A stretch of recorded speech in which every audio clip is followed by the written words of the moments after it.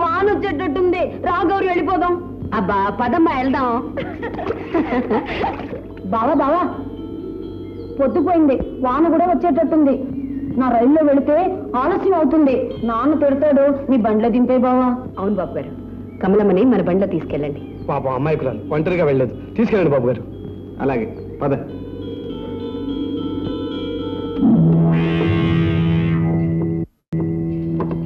ఇక్కడే ఆపే బావా. అబ్బా ఆపు బావా, ఇక్కడి నుంచి నా రైలు వెళ్ళిపోతాను. మళ్ళీ నీ రైలు ఎందుకు? దగ్గరేగా, ఇంటి దగ్గర దింపే పెడతాడు. అమ్మో వద్దు బావా, నువ్వు దింపావని తెలిస్తే నరసింహస్వామిలా ఎగుతాడు మా నాన్న. ఎండొస్తాను.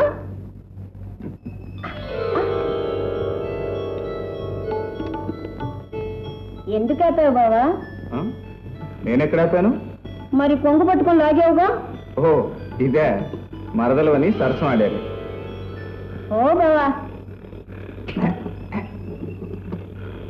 బావా వెళ్ళొస్తాను, నువ్వు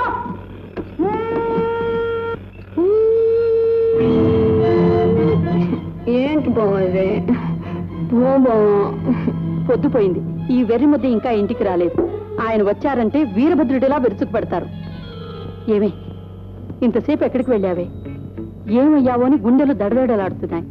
అసలే వెర్రి బాగులు దానివి. ఇంత చీకటి పడే వేడి వరకు ఈ తిరగటమేమిటి, ఈ వాలకమేమిటి, ఈ అవతారం ఏమిటి? మరేమో ఊళ్ళో వాళ్ళందరూ సంబరం చేసుకుంటుంటే నన్ను ఒక్కదాన్ని ఇంట్లో ముసుకేసుకొని కూర్చోమంటావా? అయితే సంబరానికి వెళ్ళావా? అవును వెళ్ళాను. అమ్మా మరేను గౌరీ గీత అందరూ కలిసి ఆడుకున్నాం.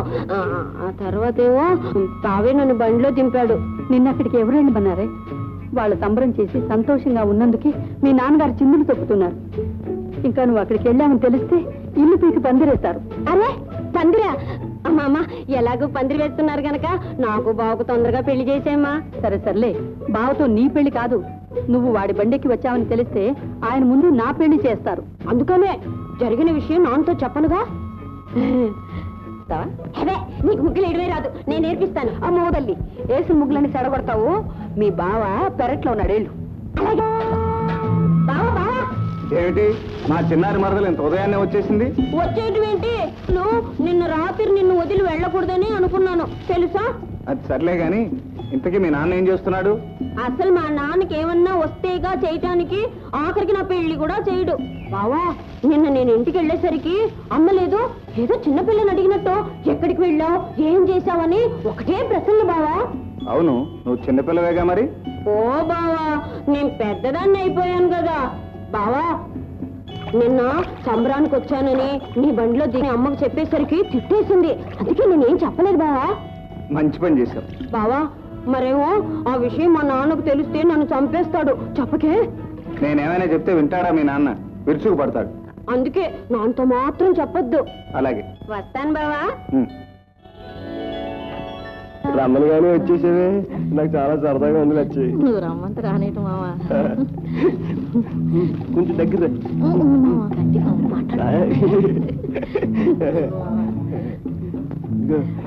రాయాలి వచ్చి. ఎవరైనా చూస్తే సరదా అయితే చూస్తూ ఉండిపోతారు, సిగ్గు అయితే కళ్ళు మూసుకుని వెళ్ళిపోతారు. ఇలా రా, ఒక్కటి ఒక్కటి.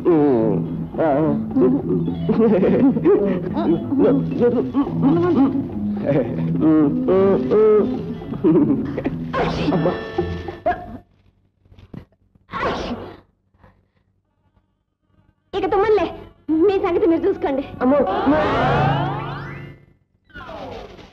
లచ్చి, తప్పు చేసినట్టు అలా పారిపోతాడే, ఇలా చేయటం తప్ప? తప్పు కాదండి అమ్మాయి గారు, ఆడికి కంత సిగ్గు. అవును, తప్పైతే బావెందుకు ఇలా చేశాడు? ఏంటి బావ చేశాడా? ఎవరు చేశాడు? ఏడు చేశాడు? మరేమో సంబరన్నాడు. వద్దులే బాబు, నువ్వు అసలే దొంగ మొఖానివి. మళ్ళీ హరికథలో మా నాన్న దగ్గరికి వెళ్ళి చెప్పేస్తావు. చెప్పనండి అమ్మాయి గారు, కావాలంటే గడ్డి మీద ఒట్టు. ఈ గడ్డిని గేదె మేసాక నీ ఒట్టు కూడా గేదెలోకి వెళ్ళిపోతుంది. పోనీ మీరు రైలు బండి మీద ఒట్టు. ఏడు చేశాడు? మరేమో సంబరానికి వెళ్ళానా, మా బావ బండిలో దింపి దగ్గరికి రా చెప్తాను.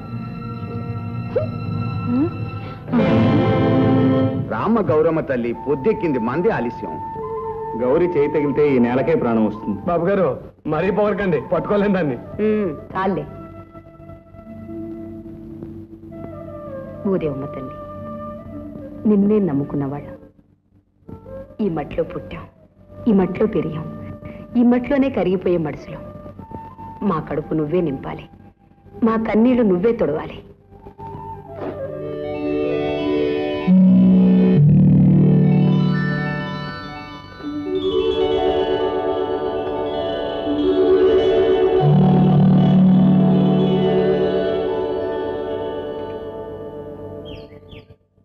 అందని మామిడికాయ పుల్లనమ్మ, అందుకే నాకది కావాలి.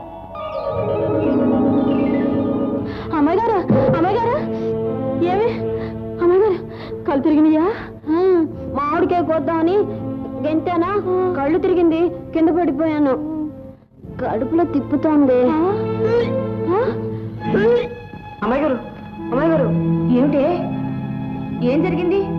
అమ్మగారు, అమ్మాయి గారు వాంతులు చేసుకుంటున్నారమ్మా. ఏ నూనె సరుకో తినుంటుంది, కడుపు తిప్పుంటుంది. అస్తమానం తిండి ధ్యాసే. వస్తే లచ్చి, నువ్వు వెళ్ళి డాక్టర్ గారిని తీసుకురా. అమ్మగారు, ఓ పాలిదారండి. ఏమిటి? ఏం జరిగింది? అమ్మగారు మీరేం అనుకోనంటే నాన్న మాట చెప్తానండి. చెప్పవే. అమ్మాయి గారు నీళ్ళేసుకున్నారమ్మా. ఏమే దిక్కుమాలిదానా, ఏమిటి నువ్వు అనేది? అది కాదండి అమ్మగారు, ఆ యాళ్ళ గౌరీ వాళ్ళు సంబరం చేసుకున్నాను రేత్రి అమ్మాయి గారు ఇంటికి ఆలస్యంగా వచ్చినారు కదండి. ఆ యాళ్ళ గోపి బాబు చీకట్లో ఏదో చేశారని ఆ అమ్మాయి గారు నాతో చెప్పారండి. ఏదోలే ఎర్రిబాగులు తల్లి అలాగ అంటున్నారు అని అనుకున్నానండి. తీరమ్మ చూస్తే అదంతా నిజమైపోయినదమ్మా.